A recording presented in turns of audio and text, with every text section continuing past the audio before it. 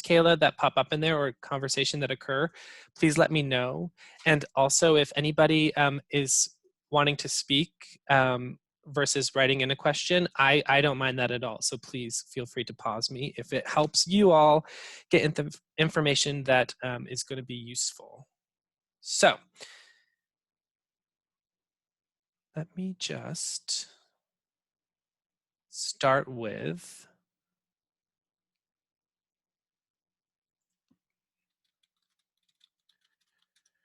this slide here. Welcome everybody to Navigating the Federal Medical Expense Deduction, Making the Fmed Work for Your Clients. My name is Phil Morin, and I am the Food Security Advocacy Manager at Hunger Free Vermont, which means that me and my team, which consists of Ivy and Kayla, we work at Hunger Free Vermont on 3 Squares Vermont, making trainings available to service providers and developing outreach materials that will hopefully connect people to the program.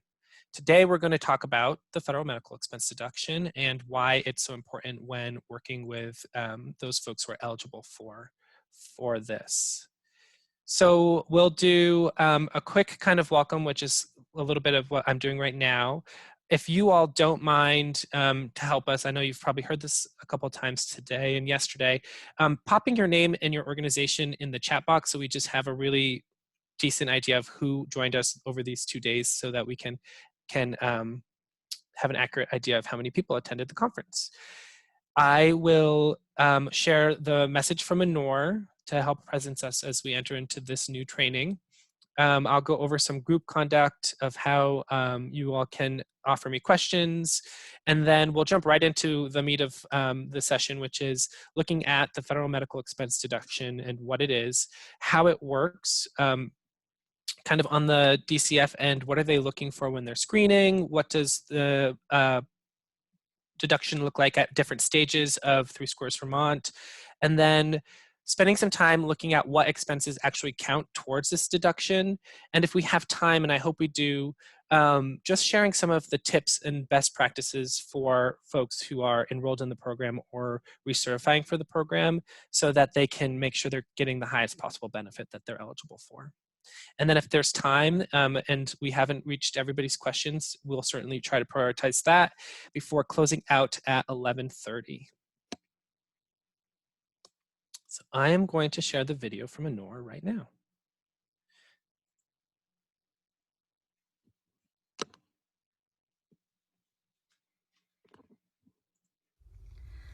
Hello.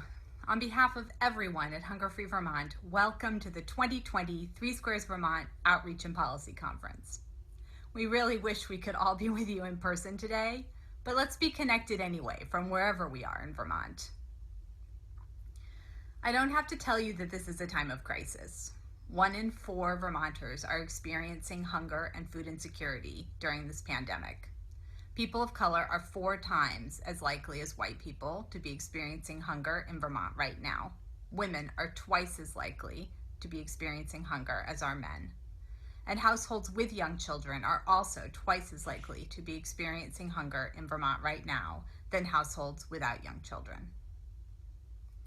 We're all here today because we're committed to reducing the suffering and harm of hunger. We're looking ahead to what we know is going to be a really tough winter.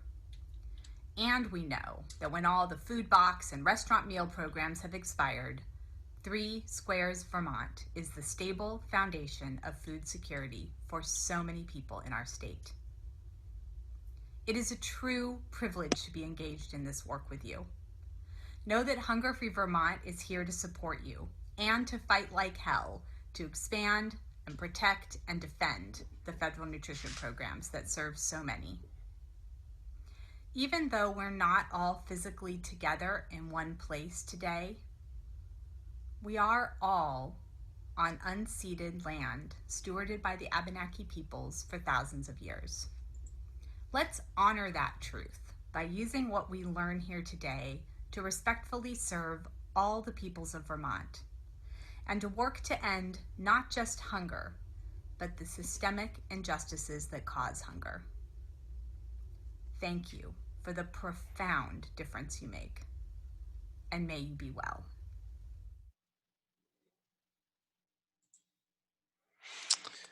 So thank you, Anor, for making that statement. If you're with us today on the call, I appreciate hearing those words and acknowledgments.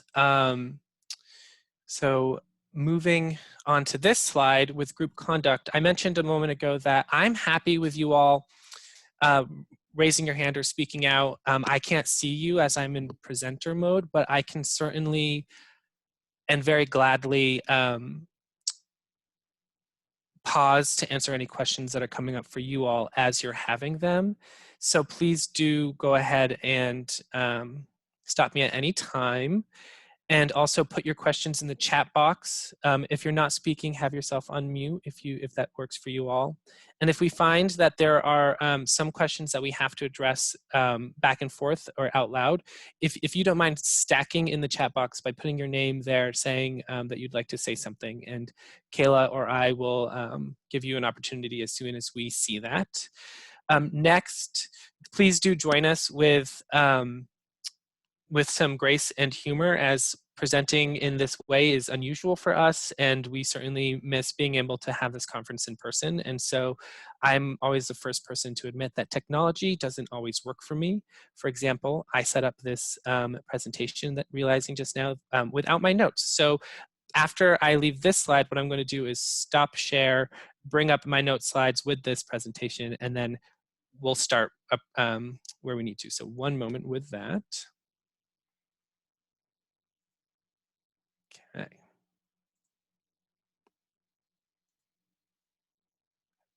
Present in presenter mode. Perfect.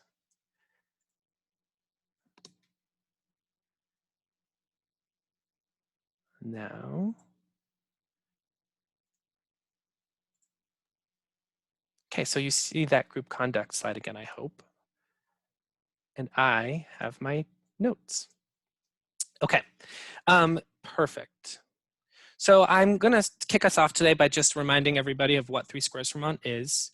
It is 3 Squares Vermont is a program that helps eligible Vermonters access money for food by connecting them with an EBT card that receives deposits on a monthly level. It's a federal program, so it's the rules are set by the USDA, and it's known nationally as the Supplemental Nutrition Assistance Program, or SNAP. When the name changed to SNAP, states were offered an opportunity to choose their own names, and Vermont took 3 Squares Vermont to really emphasize the importance of everybody in our state being able to access 3 square meals a day.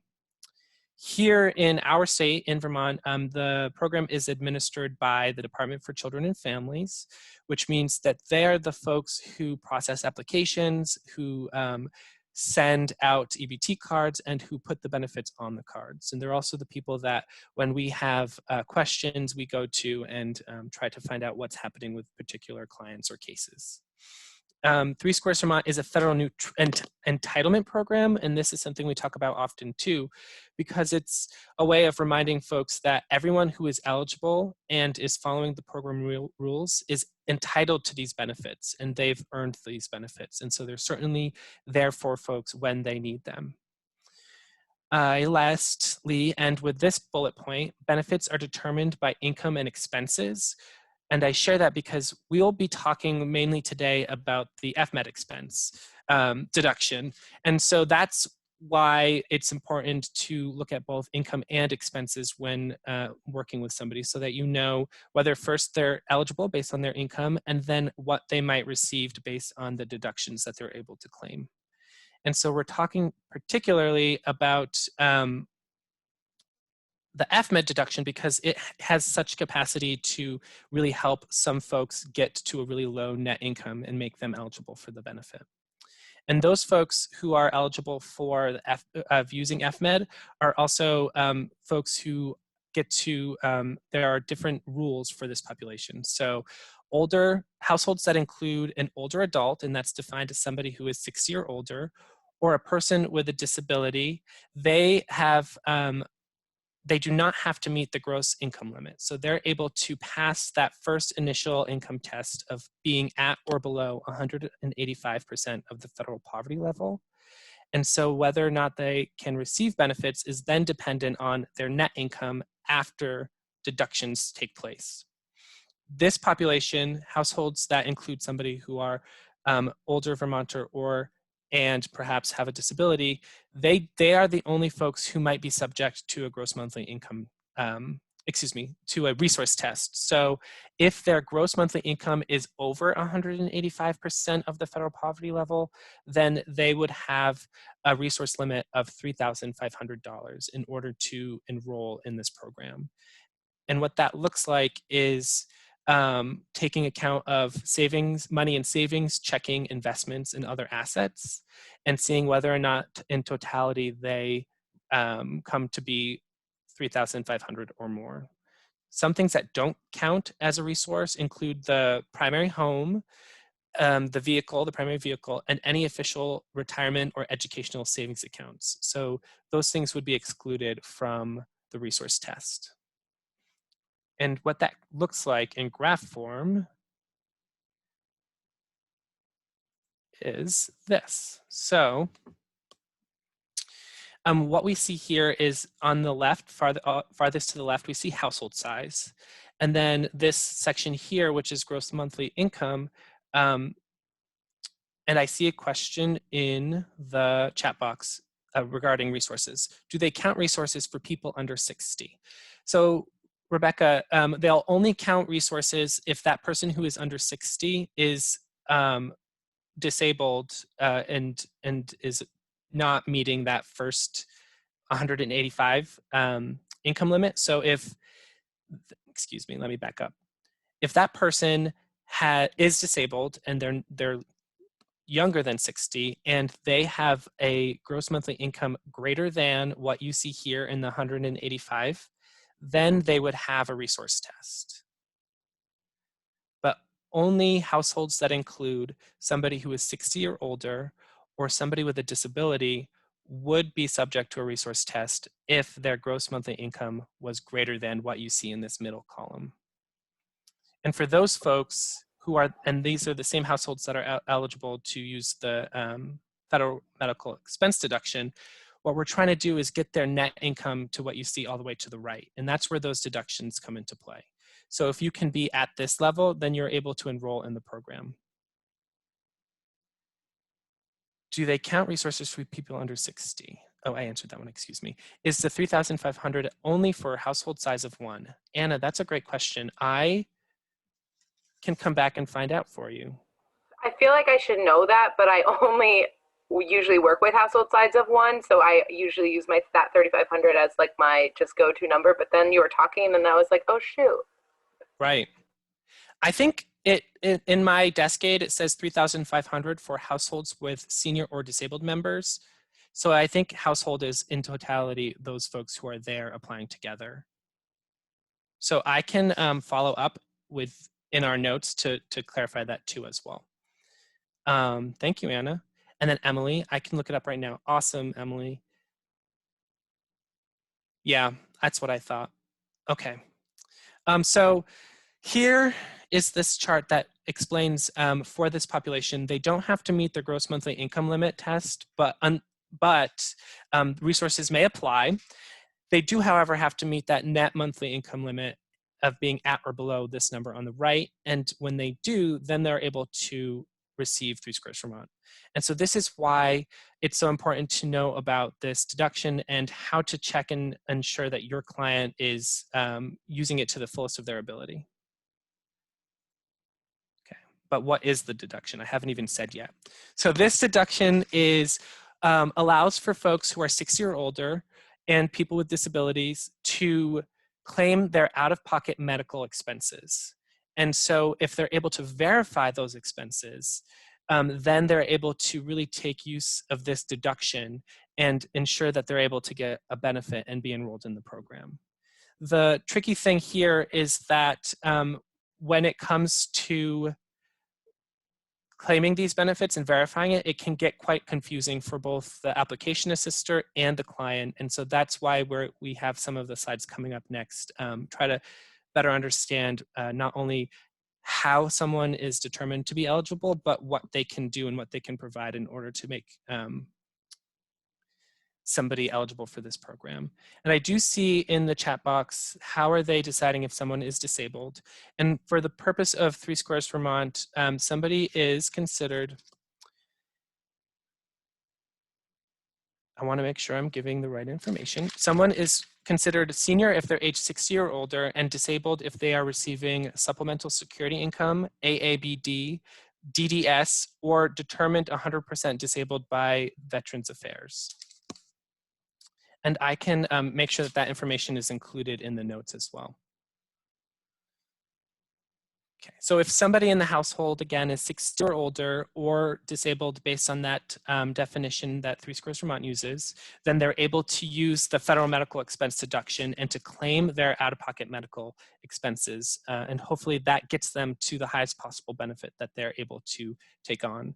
And one thing that we like to note is that around every $3 decrease in net income is a benefit increase of $1 for that person if they're enrolled. Okay.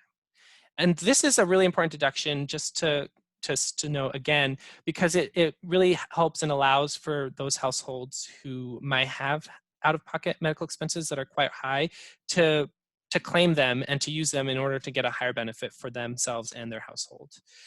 On the same time, it is one of the most underutilized deductions in the program. And according to a December 2019 snapshot of the program, older Vermont households with medical expenses were only 35, older adult households that were claiming medical expenses only consisted of 35% of all older Vermonter households. And then disability households with medical expense deduction claims was only 18 of the total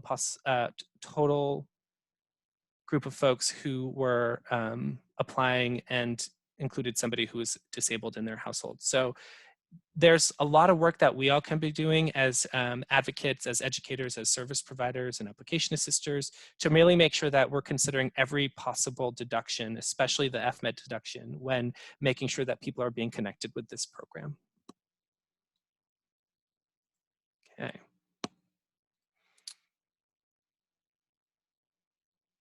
Perfect. Thank you, Emily, for popping that in there. Emily, if you don't mind, can you pop the wonderful link to that manual right in there? That is something that I go to all the time with questions like that have some kind of finite answer or more nuanced answer that we need to needle down. So what you can see here is actually how the question is asked on the paper application, question number 38. And it's pretty simply put. It's, does anyone age 60 or older or with a disability pay over $35 a month in out-of-pocket medical costs, not covered by insurance? Offer some examples, and then gives you a yes or no. And then if yes, put the person's name in that box. And then refers to some of what can be used to verify benefits for these people. So the application itself and the question itself doesn't give too much additional information. And so if somebody wasn't working with an application assistor who had this info available, they might not know how to navigate and take advantage of this deduction. Okay. And so because of that really high verification burden of if for everything that you're claiming you have to verify and provide to DCF so they can make a determination, there is a standard medical expense deduction. And so if you and your client are able to prove that they have at least $35 a month, so $35 and a penny a month in healthcare costs, out-of-pocket healthcare costs, then take advantage of the standard medical expense deduction of $116 per month. So they only have to verify $35 and a penny in monthly medical costs. But we all recognize that there are folks who likely have much greater out-of-pocket medical expenses. And so if they do have, in fact, medical expenses that exceed $151 per month, which is that $35 threshold, plus 116, which is the standard, then they can claim those expenses, but they must be verified.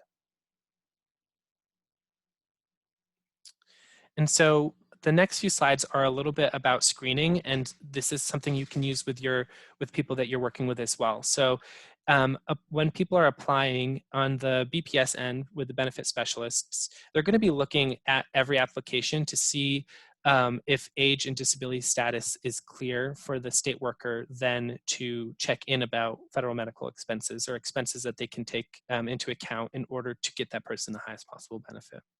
And that will take place during the interview. So during the interview, the BPS agent will ask the applicant questions to see if they are in fact eligible and qualify for Fmed, and then we'll encourage that person who's applying to come back with that verification so that they can apply it to the account. So what you see here is just that screening tool that they use. So starting in the upper left-hand corner, does the customer have medical expenses in excess of $35 per month?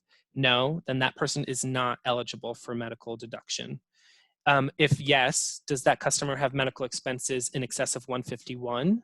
So if yes, then they need to verify all of those expenses in order to be able to claim everything.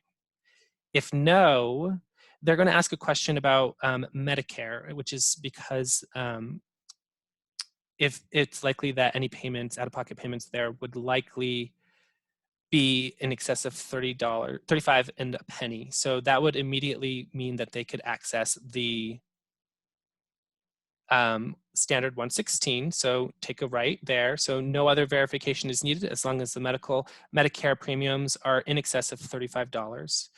If they need more, if they have more than 30 of 115, then they would have to verify additional information and provide that to DCF in order to get the full medical expense deduction outside of the standard. I hope that makes sense. Any questions about that?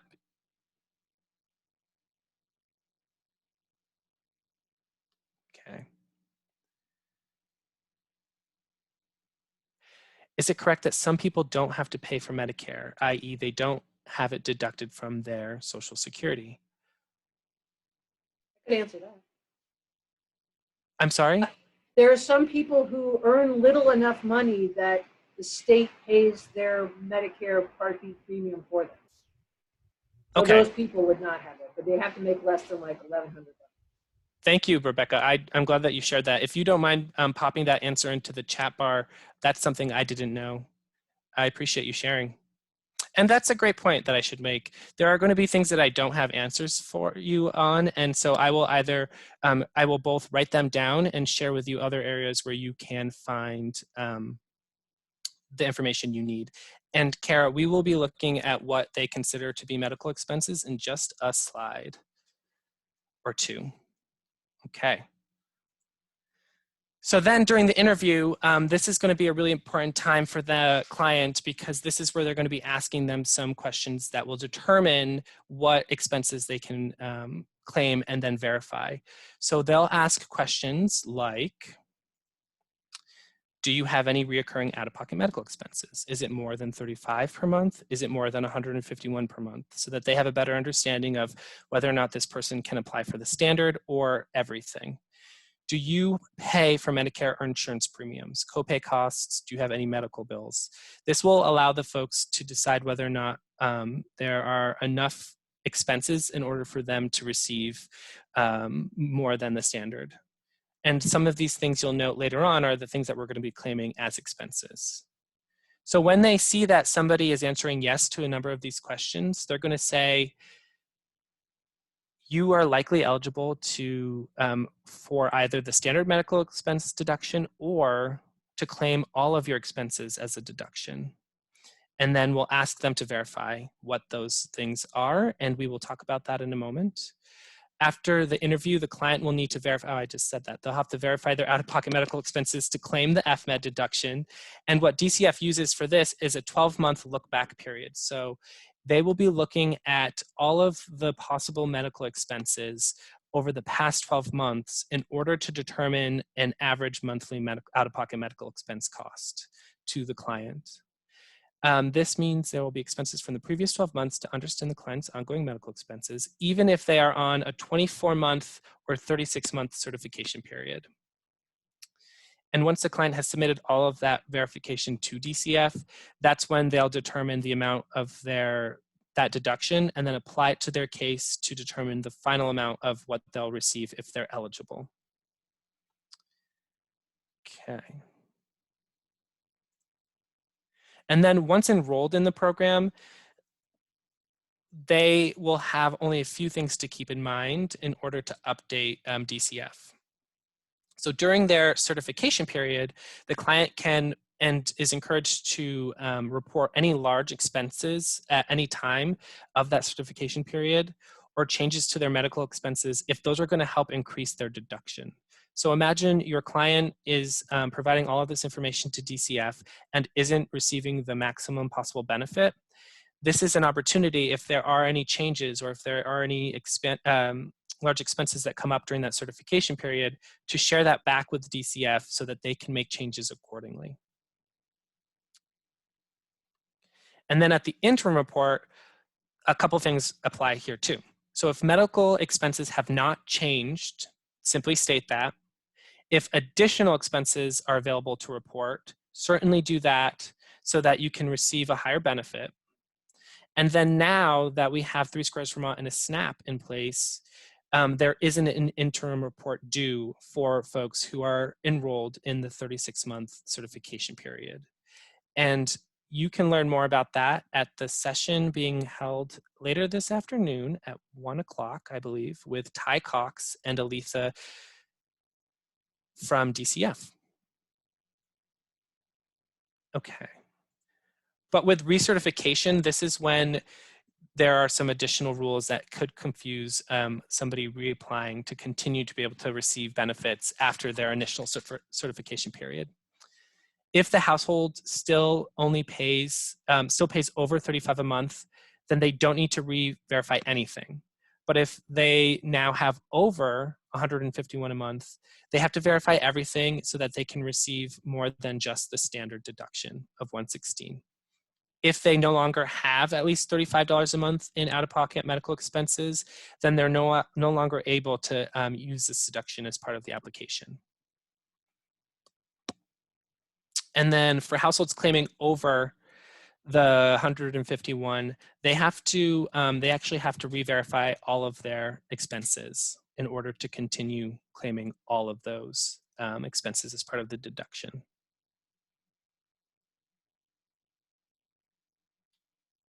Okay. Now I think this is a question that somebody raised in the chat box, and I'm sorry, I thought it was much sooner. So this slide, what kinds of medical expenses may be claimed, is really just a starting place. There are quite a few things that can be claimed as part of this deduction, and they do include premiums and copays, existing bills, medical equipment and supplies, durable medical equipment such as hearing aids, eyeglasses, dentures, prosthetics, etc., when recommended, home health care, care attendant services, dentures, dental care, acupuncture, chiropractic care, PT/OT. I'm not familiar with what that is. Maybe I put that in incorrectly, and we'll check. Alternative therapies, transportation to medical appointments or to pick up prescriptions can be claimed even, and then expenses associated with purchasing, training, and maintaining a service animal. Oh, thank you so much. Physical and occupational therapies, physical therapy and occupational therapy, PT/OT, perfect. I knew physical therapy, occupational therapy didn't stick. And then expenses such as over-the-counters, so pain relievers, antacid, vitamins, sleep aids, etc., when recommended by a health professional. And then likely more. And so we develop on our Vermont Food Help website some resources around this topic that are available to all of you for older Vermonters and for Vermonters with disabilities. And so those can be found on vermontfoodhelp.com in the Outreach Toolkit. So this is a pretty big list, right? There's a lot going on here.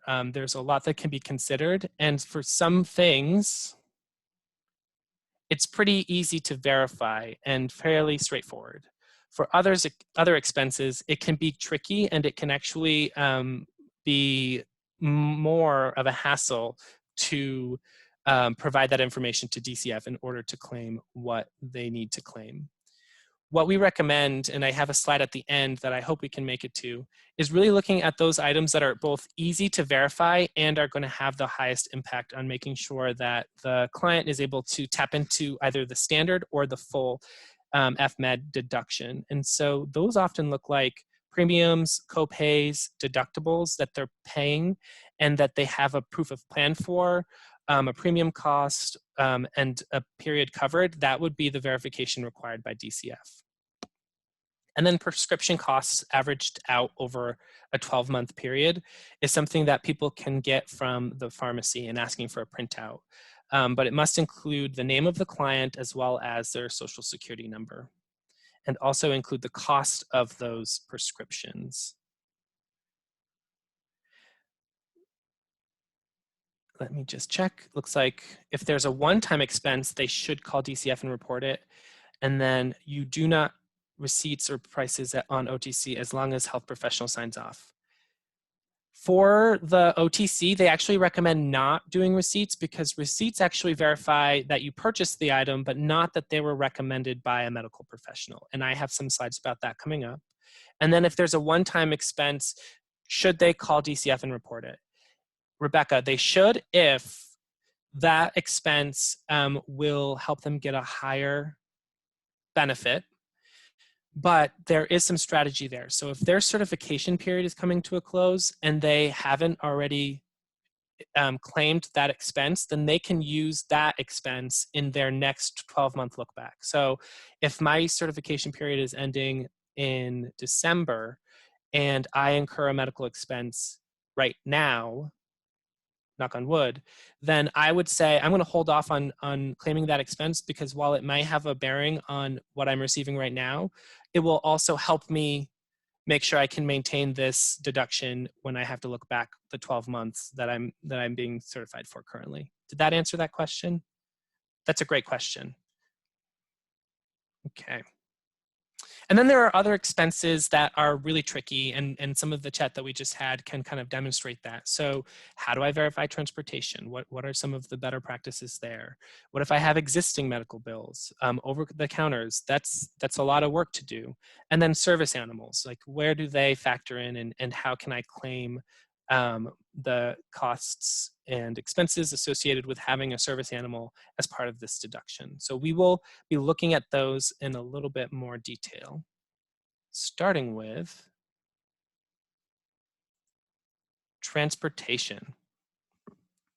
So transportation, clients can claim, people applying for this for 3 squares a month, they can claim mileage to medical appointments, to the pharmacy, to consultations if they drove themselves to that appointment. So to claim mileage, all they would have to do is somehow demonstrate to DCF that they in fact went to that place or took that action. So this is where a receipt would actually be useful. So it showed that a trip took place from my home to Kinney Drugs and then back. Or if I'm going to my doctor, an appointment card would demonstrate that I have gone from my home to where my practitioner is working and then back. And so based on that information, oh yes, popped into the chat box, Anna shares, you can also use printouts from the doctor's office of visits for the year. That's such a great point. So Anna, do you mean that that will just show all of the visits that I have made for the past 12 months? Yep, I was going to type it, but it's just easier. Yeah, so instead of doing like separate appointment cards, if you know where they've gone, or like if the client knows where, like what offices they visit, you can have them, much like you do with the prescription from the pharmacist, you can have the office actually print out the list of the visits of the year that they've been to. That's so awesome. I'm definitely going to add that to this slide and to all of my notes on transportation because I feel like that's way more convenient than holding on to appointment cards, which was what we have here. So thank you. That's a great point. I think that's fantastic. I learned something during every training and I appreciate that. So if you're using a taxi or a bus to, oh, excuse me, there's one more point about this. So you're providing that information to demonstrate that a trip took place. And then based on the Google I think it's Google Maps. Yes, Google Map determination of distance between your home and that location, or the client's home and that location. They will calculate the transportation costs tied to that using their own mileage, mileage traveled from home. And I believe the most recent amount is 0.585, I think, cents per mile redemption. And I'm seeing, what about travel out of state for medical care, including when there are expenses for staying overnight? Kara, that's a great question. I think the distance for the medical care would count, but I don't know about any expenses for staying overnight. And I am making a note about that so that we can follow up in our notes. Perfect. And if someone is taking alternative transportation like a taxi or a bus, they can show as payment the fare for that in order to verify transportation as well. Would something like UVM's Medical Health Connect online patient information program work to print out appointments as a verification as well?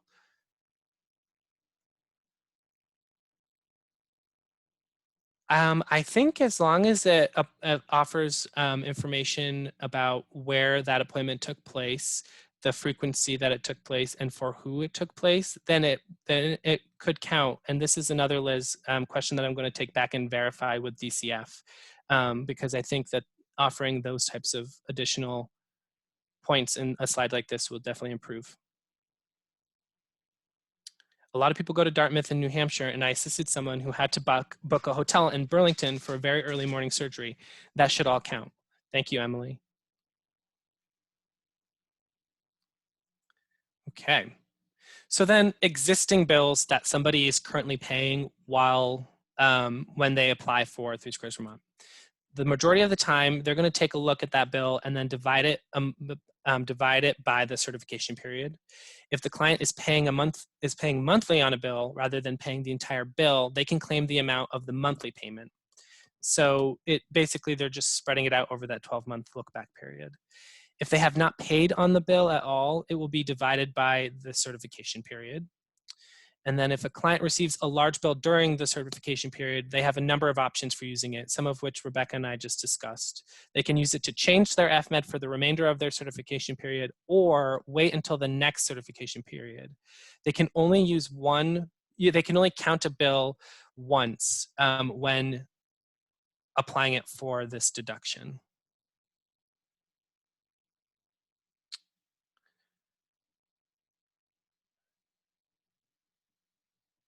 And thank you, Kara and Liz, for continuing that conversation. I will see if that's something we can bring up to them and see what information would need to be on there in order for DCF to consider it.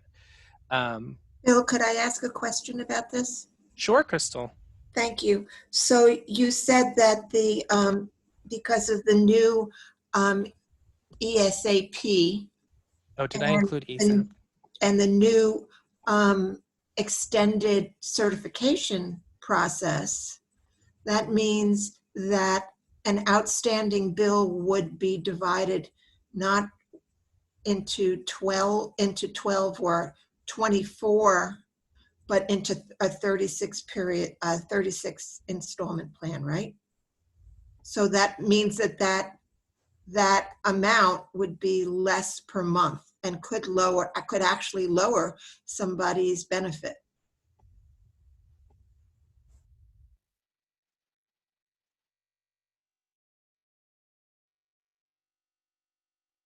Bill, you're muted, I think.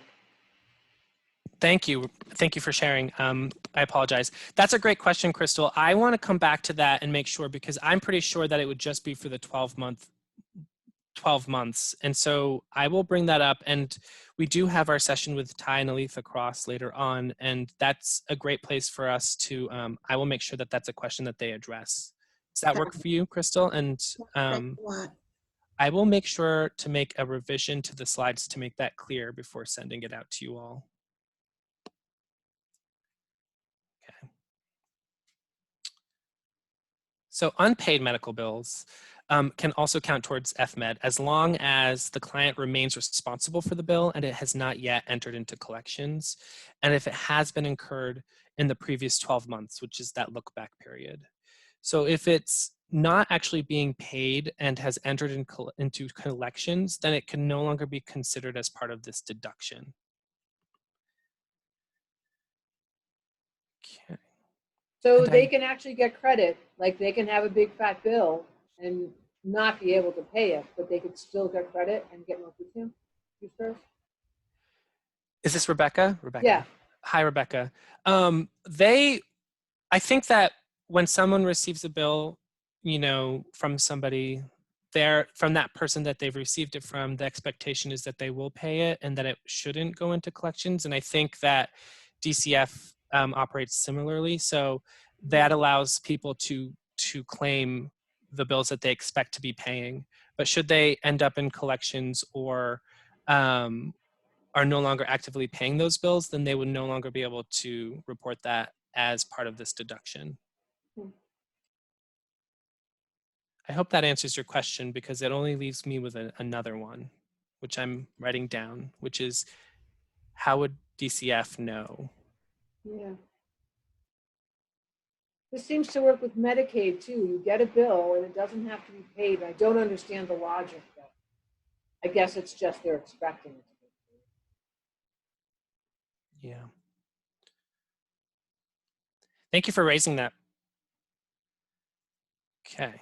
Okay, so now we've got into one of the more beefier parts of the Fmed deduction, which I'm sure lots of you all have experience navigating and frustrations around having to deal with. And these are over-the-counter items, over-the-counter medications, or OTCs. So this can get complicated because in order to count these items, you have to claim them all.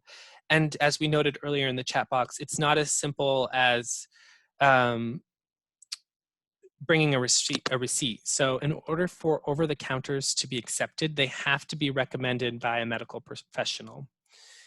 And so what DCF actually needs is verification that 1, an item is recommended, and then 2, at what frequency or rate are they going to need it? So for example, I am recommended to take an Advil twice a day. So my dosage, my item is Advil, my dosage is twice a day.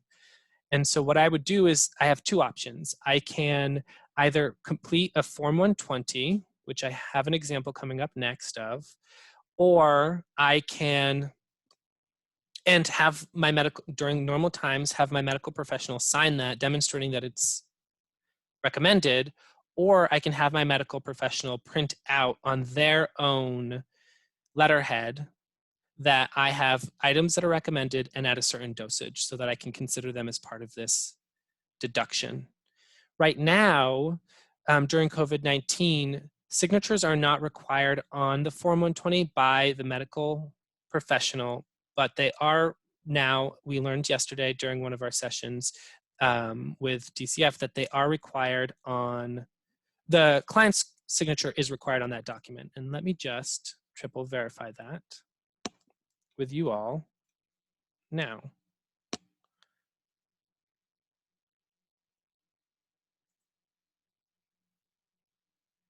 The Form 120 must be completed by the customer and signed attesting to the over-the-counters that have been recommended by their health professional. We will then use the OTC chart for cost. So they take those dosages and the items, and then they're able to calculate the actual expense directly. And this is another reason why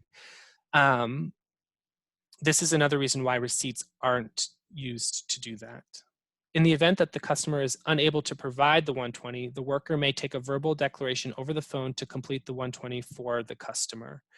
And this is information that was pulled from the same policy manual that Emily shared information about earlier in our session. Okay. Are there any questions about that, or thoughts that people need to express around the Form 120 and how it's currently functioning? I got a little confused there. I thought you said that the form at this point needs to be signed by the client, but then you said in the interview, if it's not signed, they can take a declaration. Is that correct?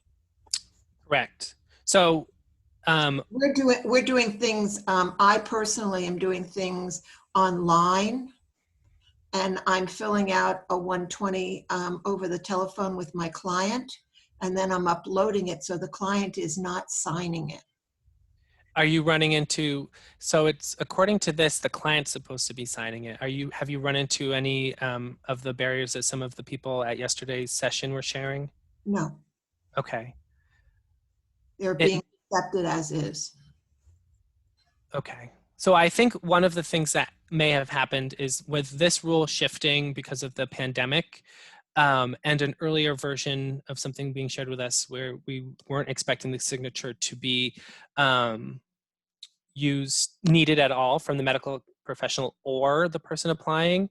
And now that we've yesterday raised that to DCF and they've come with this answer, it may be that they received training, all the benefit specialists, that will then in the future require them only to accept the Form 120 when completed by the client or signed by the client. So keep that in mind and bring that up, Crystal, with me if it comes up often so we can take a look at finding some better practices or best practices in order to work with the client on figuring out how to. If there's accepting self-declaration, then it really makes the signature kind of mute. I know, that's where I'm sitting too. So that's a great point. You could always, during your interview, share to the BPS agent that there's a difficulty of reaching or being with that person, and maybe that would count as a reason for that person to self-declare over the phone what they would have provided as an uploaded document. So that seems like an interesting little dynamic that we'll be curious to keep on top of. And so from a few people in the chat, there's no area on the 120 form for a client signature, only for the LTC folks. So I would just say sign within the signature space that's available so that they would have the client sign there, and just note client or person applying for the program. And then I thought it was the doctor who was supposed to send the 120 for OTCs to certify that they are recommended. During normal times, that is certainly the case, but because of the pandemic, DCF is taking on as many flexibilities as they can in order to make in-person interactions limited so that somebody doesn't have to go to their primary care physician or their office in order to have that signature done. That's for while we are in this COVID-19 situation. Okay. And so with that in mind, it would be convenient if someone was able to just go to their medical professional and have a printout made and sent to them. So if somebody is able to still do that, if the client has a relationship with their health practitioner that allows that person to just send a PDF on that letterhead for that can then be uploaded into the document uploader, like that would perhaps save some issues around having to also collect that signature, Crystal. Okay. Thanks. And here is the Form 120, just to take a peek. It's two-sided and can be confusing to some folks because it's both a tool to organize what might count as a medical expense deduction as part of this deduction, but also as a place to report those over the counter. So this first page is really just organizing and doesn't really verify anything. It's this second page, section 6, VI, that shows the medication or item and then the dosage or frequency that they're being recommended. And then at the bottom, the signatures. And again, I would just have the individual applying sign in the place of the provider at this time and noting that it's the person applying and not the medical provider, which they should know based on the information on the first page. Phil, if you could scroll up in the chat, Kara had a question for you. Oh, okay, let me find it. I apologize, Kara.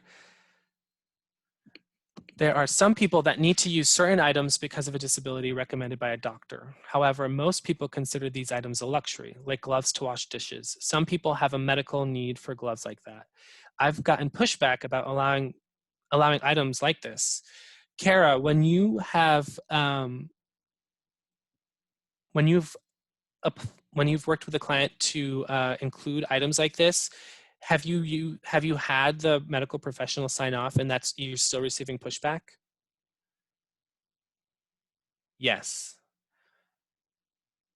That's so interesting. I'm going to come back to that question and try to get an answer for you, Kara, and see if there's not some clear line that says, you know, these are the items that should be considered eligible, and then for some reason these are the items that are not, or maybe it's a matter of adding a certain item to the list that they have on hand. If that helps, I can certainly do that and include any information either back to you directly or in the meeting minutes, depending on how long it takes to get a clear answer around that. Thank you. Okay. Okay, service animals. And this is another area where, for me personally, I feel like I need to do more research, because there are certain times where I still get quite confused about how to claim a service animal as part of this deduction. And so I certainly own that, and will take any questions away that you may have to find answers with the DCF staff. So certain expenses for service animals are allowable for this deduction. Only expenses for service animals, though, are accepted. So no emotional support animals. And I think for me, the distinguishing confusion is how to differentiate an emotional support animal from a service animal. And how I see it described is the animal must be specifically trained to perform a vital life function for the person who is using that animal or is the companion of that animal. And again, though, there is no really rigid definition here, and the trainer does not need to have a particular credential or background, and there is no verification of training needed unless questionable. The client, the person claiming this deduction, can even perform the training themselves. Examples in the past that I have heard about animals performing trained to perform specific functions. An example could be if somebody has my goodness, I'm not a doctor, and suddenly the name of this, if someone has epilepsy and goes into and has a seizure, and they have an animal with them that is there to be there when that episode happens, then that animal has been trained to perform a vital life function for that person. That would be an example of when a client could claim that animal's food, equipment, training, and vet bills as part of this deduction. And let me just check the chat box. I see Kara asking if I'd seen it, and then that response. SD is task trained to mitigate a disability, and ESA is not task trained. Perfect, thank you. And then to my earlier question about countable medical expenses, always worth a try getting a letter from the medical provider, like a doctor or therapist, saying the items are medically necessary. I think usually if you do this, the case is sent to upper management, those folks. And I think usually if you do this, the case is sent to upper management to decide if usable. I've encountered this with someone, for example, who had OCD and used a lot more hand sanitizer and gloves, even pre-COVID. And making sure Victoria follows up and making sure that that letter is on letterhead is important, I've noticed. Emily, thank you for sharing that. And that's absolutely true. When there are things or items that you all are running into in your work that you feel strongly should be counted, we can always see and elevate those questions to some of the benefit administrators who are really looking into the program and administering the program and seeing what those rules are around certain things to see if things can be counted differently. And so Kara, I'm so sorry. I, off the top of my head, don't know where you're joining us from or the organization that you work for, but if you have a representative on our 3 Squares Vermont work group, anytime something like that comes up, certainly send along a note for us to consider it as a work group and include and share with the folks from DCF who joins those meetings and receive the meeting minutes. Okay. Okay, so it's 11:11. And we have made it through most of our slides. This is fantastic. So we are now at the stage where I have just some of what we call tips and tricks that we've actually been, well, tips and strategies for maximizing Fmed at initial application and then during certification that we've really collected from service providers like you all here who are actually doing the work. So these next 2 slides will be about at initial application, what are some strategies that we all can use to make sure it's appropriate to be collecting all this information? And a couple of them are, first, really determining whether or not the client is eligible for the standard versus the full. If they're already eligible to receive that 116 standard deduction based on being able to demonstrate very easily over 35, then that might be enough for them to enroll in the program and to get the highest possible benefit. If they have other other expenses that are big deductions for them to take. If the largest oh yeah, this is huge, number 2. Use the largest expense first, or the one that's the easiest to verify. So those Medicare premiums, and only go to those other kind of bottom of the pyramid things that are more difficult to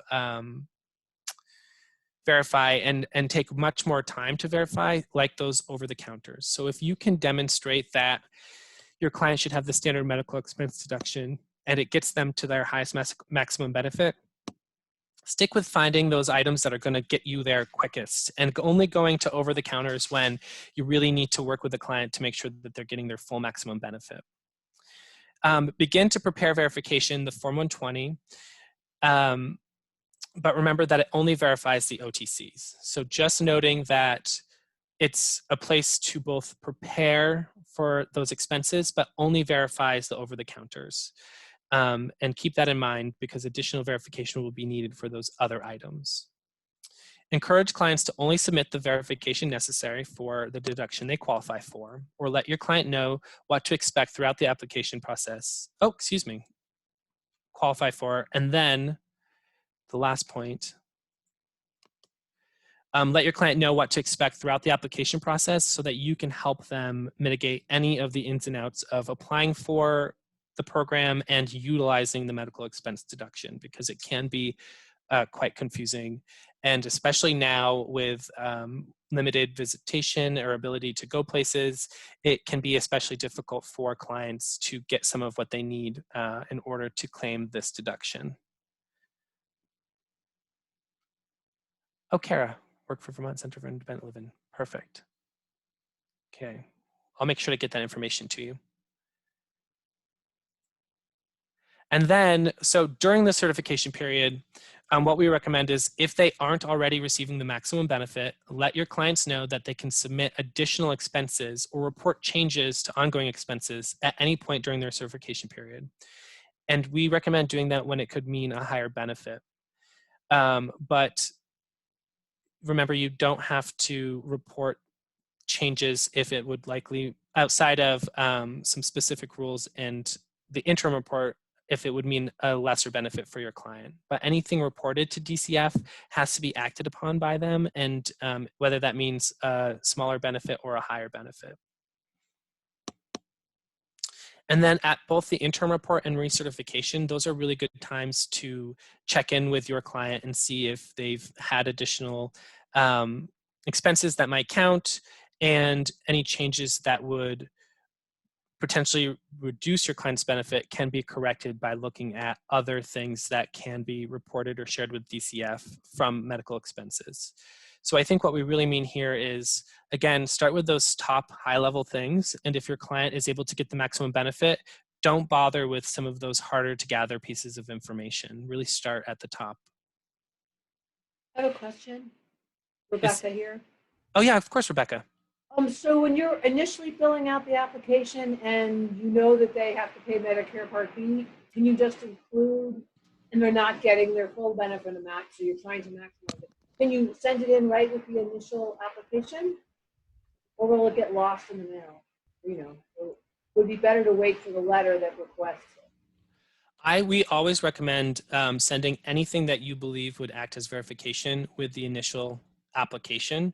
Mm-hmm. And we recommend that because if you do that, Rebecca, and you're sending that in, it might do a couple of things for the BPS agent. It might help ping them that this client is hoping to apply the federal medical expense deduction to the account and receive a higher benefit or have an easier time enrolling. And so they might be prompted to ask more questions like we looked at earlier to really needle down and see if there are other expenses that might get that person more, their maximum benefit. 2, when you provide all of the verification that you know or anticipate needing to DCF initially with that application, it means that after the interview and within that 10-day period that you have to return any other verification to them, it might mean you have less to get back to them because you've already provided them with a bunch. So it could mean one document versus a number of documents. And that's just a level of ease and hopeful ease that would help connect and get that person connected to benefits in a more expedited fashion. Okay, thank you. Good question. Okay. Oh, and then during normal times, we had, as a working group, brought back this fantastic tool that had existed in one point in the past. And it is our,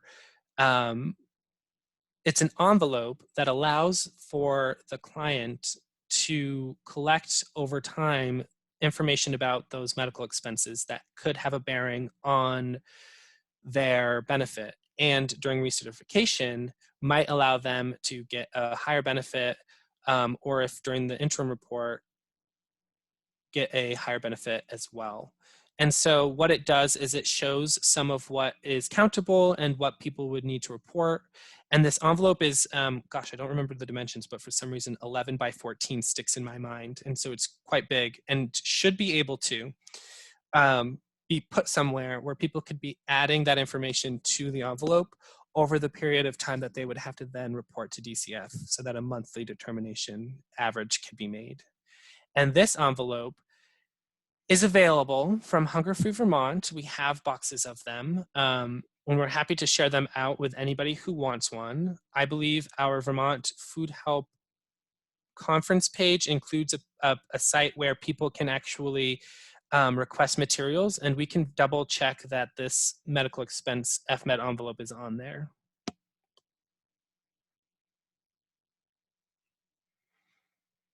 Okay. Perfect. And I guess that's also just a reminder that if there are any materials or things or language or trainings that we can continue to work on for your benefit and for the people that you work with, letting us know what would be useful is certainly always something that we look forward to hearing, and making changes to our materials or updating materials is something that we're constantly doing to reflect what's happening in the world that we currently sit in. So let us know what we can create and what we can send to you all, because we're happy to do it. And sometimes, you know, it feels like a big part of our job is being a print and mail center and getting things to people, and that is awesome. So please let us know if you want our envelopes. Otherwise, I have gone through all of the slides that I had planned. I see that it's now 11:20, and I'm happy to answer any questions that are still out there. I'm also happy to just open it up to general dialogue between people like yourselves who are doing the work and people who might have answers that I don't have. So whatever you all want to do, I am happy to accommodate. I would just like to add, can you hear me? I can hear you, Crystal. I'd just like to add one of the biggest deductions that I take on the 120 med is for sanitary pads, and that's for men and women. Many people don't want to discuss it, but that can run into quite an expense of at least $35 to $70 a month. So that's an expense that we should bring up in terms of trying to fill out the 120 med. And Crystal, when you fill out the 120, you're sharing that item, and then typically you just share the number of times someone might need to access one of those? Yeah, some people 1 a day, some people 5 a day. It depends on the severity. and the doctor will sign off on that. So I haven't had a problem with getting that expense covered, just as a matter of fact kind of thing, rather than making it into a big deal or a problem, because people can be very embarrassed about having to do that. Yeah, I like that you're mentioning this, Crystal, because it kind of speaks to so much of the work that we're doing with the older Vermonter population of both normalizing using this program and talking about this program. And now I see additionally that we need to be normalizing the type of things that can be used as part of this deduction in a way that's, you know, very welcoming and doesn't offer somebody an opportunity to walk away and feel shame. Okay. And looking at the chat box. Oh, thank you, Emily. You're very kind. I always love working. It's wonderful. I think it's so interesting these past 2 days. I can just from voice know who I'm talking to, and I really appreciate that. So thank you. And Victoria, it's been nice to get to know you in the chat. And also, I think there's an email chain between you and I that I have to connect with to get you some ESAP, some 3 Squares Vermont and a SNAP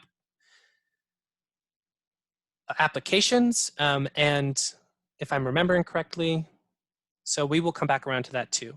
But I will say, I really think anybody who's on this call now with me should certainly join the session with Ty and Aletha, because 3 Squares Vermont and a SNAP, 3SNAP is such a huge improvement to this program, and a way that when households who are all 60 plus or all those members are either 60 plus and or disabled, they have some really great things that are available to them, which should make participating in this program and getting attached to this program a lot easier. So please join. I'm still very much learning as well as along with you. So I welcome any opportunity. Thank you all.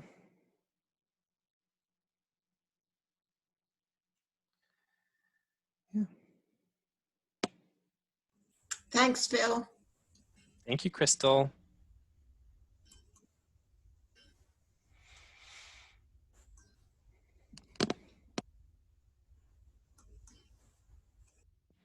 I'm just going to stick around and be on the line until 11:30. And so if folks have any additional questions, you're more than welcome to bring them up.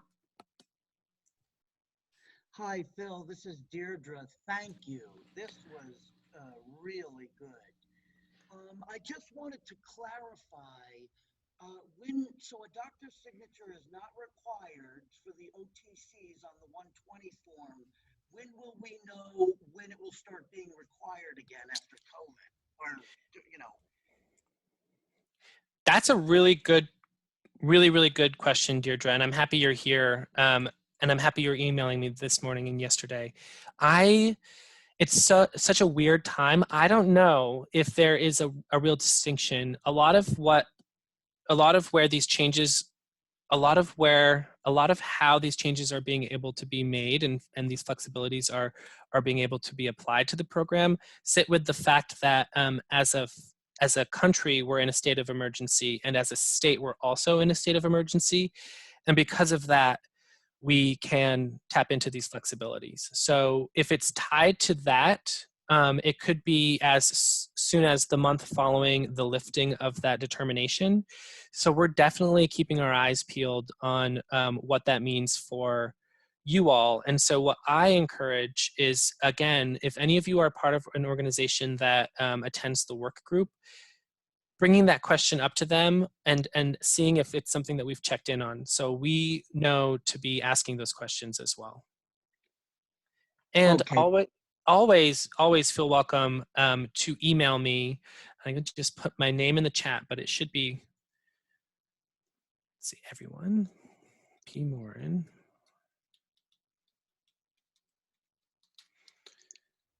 Yes. Yeah. Thank you. Paula Gallo, Deirdre's question was, when will we know when those flexibilities around the Form 120 will be taken back and when we return to needing a medical professional signature on there? And if it's tied to the federal declaration of emergency, federal emergency declaration, then it could be as soon as 1 month following that being lifted, but we will certainly stay on top of that and include it in our notes as a question to follow up on.